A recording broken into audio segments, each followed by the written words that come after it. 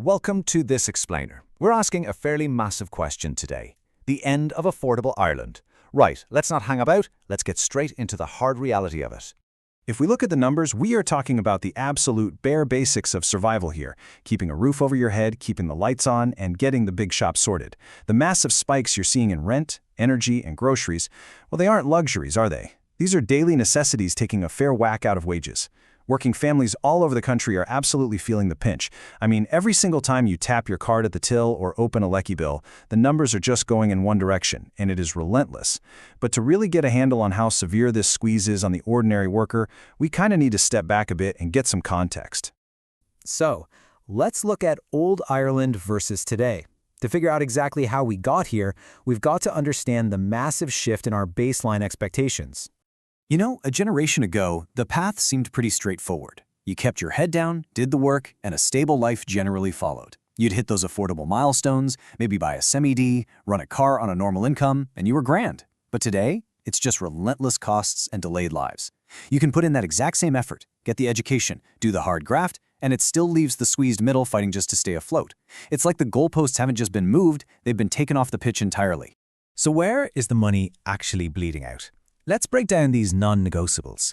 Literally every single essential pillar of living in Ireland right now has seen crushing increases. Rent spikes that would genuinely make your eyes water. Grocery costs surging week on week. Then you've got insurance hikes and energy bills that basically feel like a second mortgage.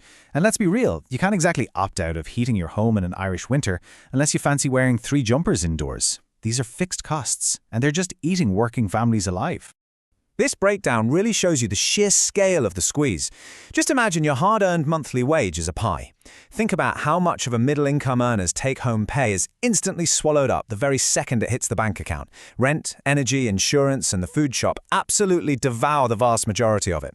Before a working parent can even think about putting a few bob aside for a rainy day, or paying for a school trip, or, heaven forbid, heading out for a quiet pint, the money's already gone. The slice left over for actual living is getting desperately thin. And that brings us to a really harsh truth about the modern earner in this country, the middle-income struggle. Basically, this means earning what has always been a traditionally stable wage, but still being totally unable to afford basic living standards purely down to skyrocketing costs. These are folks who did everything right, you know. They studied, they did their time, got the qualifications, and are putting in 40+ hours a week, yet they're still falling behind.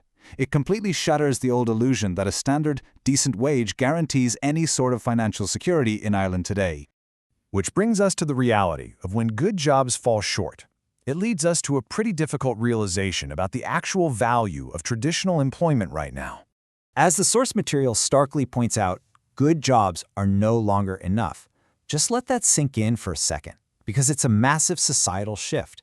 The old promise is entirely broken. Having a quote-unquote good job simply doesn't guarantee a comfortable life here anymore. You could be earning what would have been considered a phenomenal wage 10 years ago and still find yourself struggling to make the rent on a cramped flat in a commuter town. The actual purchasing power of that hard-earned wage has just been decimated. And look, this creates a massive structural divide in our society. On one side, you have established homeowners. If you bought your house 20 years ago and your mortgage is stable, you're somewhat insulated. Now, you're definitely feeling the grocery and energy hikes for sure, but your primary housing costs are at least manageable. On the flip side, though, young renting lads and young families are completely exposed to the private rental market. They are paying absolute premiums, often way more than a standard mortgage repayment would even be, and they haven't got a notion of catching a break. It's really becoming a tale of two Irelands, dictated almost entirely by when you were born. So we're seeing people delaying the big milestones.